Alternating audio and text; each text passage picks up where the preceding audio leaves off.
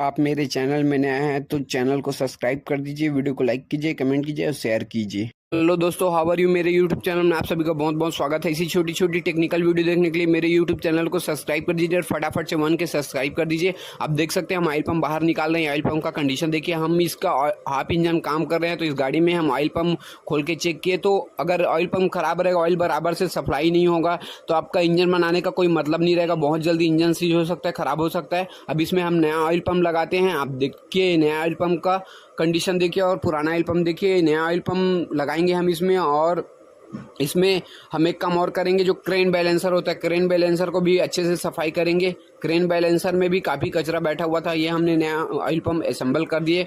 और ऐसी छोटी छोटी टेक्निकल देखने के लिए आप मेरे यूट्यूब चैनल को सब्सक्राइब कर दीजिए, वीडियो को लाइक कीजिए, कमेंट कीजिए, शेयर कीजिए। धन्यवाद।